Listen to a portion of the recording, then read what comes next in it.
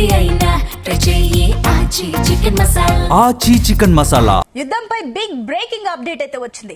యుద్ధంపై America president Trump కీలక ప్రకటన చేశారు. 25 రోజులుగా సాగుతున్న యుద్ధానికి 5 రోజుల పాటు బ్రేక్ ఇచ్చినట్టు తెలిపారు. గత 2 రోజులుగా ఇరాన్ తో చర్చలు శాంతియుత వాతావరణం జరుగుతున్నాయని వెల్లడించారు.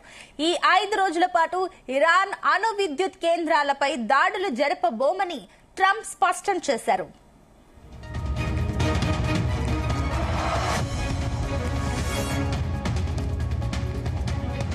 ఇదే అంశానికి సంబంధించి మరిన్ని డీటెయిల్స్ మా చీఫ్ న్యూస్ కోఆర్డినేటర్ రాధాకృష్ణ అందిస్తారు. ఎస్ రాధాకృష్ణ, యుద్ధం పైన ఒక బిగ్ బ్రేకింగ్ అప్డేట్ అయితే వచ్చింది. ఎస్, దీనికి సంబంధించిన డీటెయిల్స్ ఏంటి? Good evening Sunitha. గత 25 రోజులుగా పశ్చిమాసియాలో తీవ్ర ఉద్రిక్త పరిస్థితులు నెలకొన్న సంగతి తెలిసిందే. సో కేవలం అది పశ్చిమాసియాకే పరిమితం కాలేదు, యావత్ ప్రపంచం అంతా కూడా ఆ యుద్ధాన్ని వల్ల తీవ్ర ఇబ్బందికర పరిస్థితులు ఏర్పడుతాయి. ఇలాంటి తరుణంలో డొనాల్డ్ ట్రంప్ ఒక సంచలన ప్రకటన చేశారని చెప్పవచ్చు. సో ఒకవైపు భీకరంగా యుద్ధం కొనసాగుతుంది. సో ఇటీవల కాలంలో గత 2-3 రోజులుగా డొనాల్డ్ ట్రంప్ చేస్తున్న వ్యాఖ్యలు కావచ్చు, ఎందుకంటే మొత్తంగా కూడా ఇరాన్ ఏదైందంటే మొత్తంగా కూడా ఇరాన్ విధ్వంసం చేసేలా ప్లాన్ చేస్తున్నామని చెప్పేసి ట్రంప్ వ్యాఖ్యానించిన సంగతి తెలిసిందే. అక్కడ ఉన్నటువంటి పవర్ ప్లాంట్ టార్గెట్ చేసుకుని కూడా దాడులు చేస్తామని చెప్పేసి హెచ్చరించిన పరిస్థితి కనబడదు. ఈ నేపథ్యంలో ఉన్నట్టుండి ఒక్కసారిగా డొనాల్డ్ ట్రంప్ కాసేపటి క్రితమే ఒక ట్వీట్ చేశాడు. సో మొత్తంగా కూడా యుద్ధానికి సంబంధించి తాత్కాలికంగా ఒక 5 రోజుల పాటు విరామం ఇస్తున్నాము. యుద్ధానికి సంబంధించి ప్రస్తుతానికి ఏదైతే దాడులు జరుగుతున్నాయో ఆ ఇరాన్ పై జరుగుతున్న దాడులను ఆపేస్తున్నామంటూ కూడా కాసేపు క్రితం సంచలన ప్రకటన చేశారు.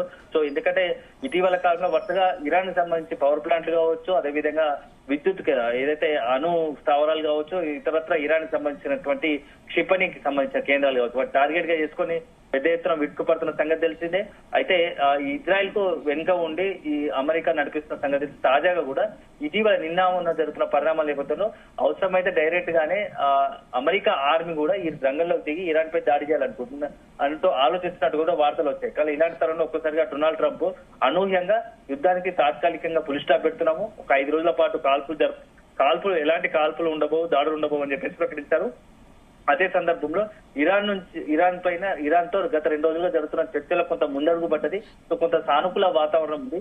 ఈ నేపథ్యంలోనే యుద్ధాన్ని ఆపేయాలని అనుకుంటున్నట్టుగా కూడా డొనాల్డ్ ట్రంప్ చెప్పిన సంగతి తెలిసిందే. సో ఎందుకంటే చాలా ఒకవైపు డొనాల్డ్ ట్రంప్ అమెరికా అధ్యక్షుడు డొనాల్డ్ ట్రంప్ పైన కూడా ఇతర దేశాల నుంచి ఒత్తిడి ఉంది, మరోవైపు ఇరాన్ పైన కూడా గల్ఫ్ కంట్రీస్ తో పాటు ఇతర దేశాల నుంచి ఇరాన్ కు అనుకూలంగా ఉన్న దేశాల నుంచి కూడా కాస్త ఒత్తిడి కనిపిస్తా ఉంది. ఎందుకంటే మీరు చేసే యుద్ధం వల్ల మొత్తం యావత్ ప్రపంచమే ఒక సంక్షోభంలోకి నెట్టబడుతున్నట్టుగా కనబడతా ఉంది.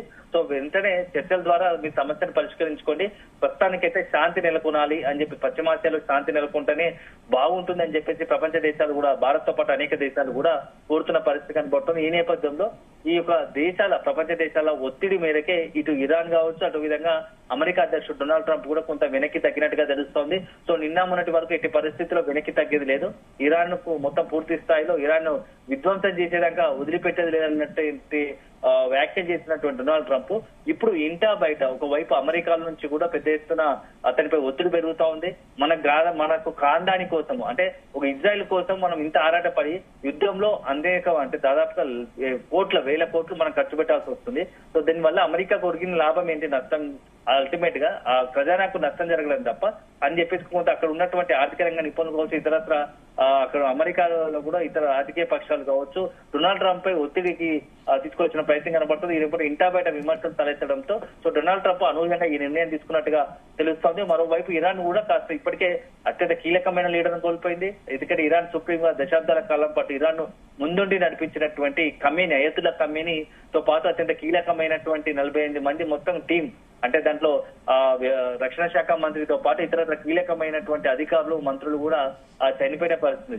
సో 2 వైపులా పెద్ద ఎత్తున నష్టం జరిగింది. ఈ 2 దేశాలకే కాదు, ఇజ్రాయిల్ తో పాటుగా అమెరికాకి సంబంధించిన యుద్ధ విమానాలు కోల్పోవడము, అదేవిధంగా అత్యంత కీలకమైనటువంటి క్షిపణులు కూడా కోల్పోయింది. ఈ నేపథ్యంలో దాంతో పాటు గల్ఫ్ కంట్రీస్ మేజర్ గా ఎఫెక్ట్ అయిందంటే ఈ గల్ఫ్ కంట్రీస్ ఎఫెక్ట్ వల్ల భారత్ కూడా కొంత నష్టం జరుగుతోంది. భారత్ తో పాటు ఆసియా ఖండంలో ఇతర దేశాల పైన గ్యాస్ కావచ్చు, చమురుకు సంబంధించి కూడా కొంత కొరత ఏర్పడుతుంది. దీనివల్ల ఆ దేశాలకు సంబంధించిన ఆర్థిక పరిస్థితి అగమ్యగోచరంగా మారే ప్రమాదం. ఈ నేపథ్యంలోనే ఒకవైపు ఒత్తిడి పెరిగిన నేపథ్యంలో డొనాల్డ్ ట్రంప్ కొంత వ్యూహాత్మకంగానే వెనుకడుగు వేసినట్టు కనబడుతుంది. ఎందుకంటే ఇప్పటికే ఇంత చేసి ఇరాన్ ఎట్టి పరిస్థితుల్లో వెనక్కి తగ్గడం లేదు.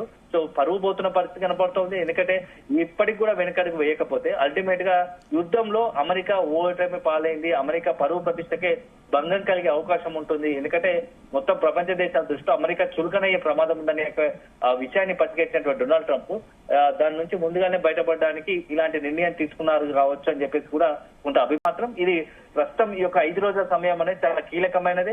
ఈ నేపథ్యం దాడులు జరగకపోతే యథావిధిగా చాలా దేశాలకు సంబంధించి ఇప్పుడు మొత్తంగా కూడా భారత్ తో పాటు అనేక దేశాల్లో, ఎందుకంటే హర్మజ్ జలసంధి విషయంలో ఇప్పుడు నెక్స్ట్ ఇరాన్ కూడా ఈ 5 రోజుల కాల్పుల విరమణ సమయంలో ఎలాంటి నిర్ణయం తీసుకోబోతుంది, ట్రంప్ చేసిన ఈ ప్రకటన పైన మరి ఇరాన్ ఎలా రియాక్ట్ అవుతుంది, సో ట్రంప్ తో సంబంధం లేని దాడులు కొనసాగిస్తామంటుందా లేదంటే యథావిధిగా సో డొనాల్డ్ ట్రంప్ ఏదైతే ప్రకటించారో దానికి అనుగుణంగానే ఇరాన్ నుంచి కూడా దాడులు ఉండబోవా అని ప్రకటన వెలువడుతుందని మాత్రం మనం వేచి చూడాల్సి ఉంటుంది. Sunitha, right, thank you Radhakrishna.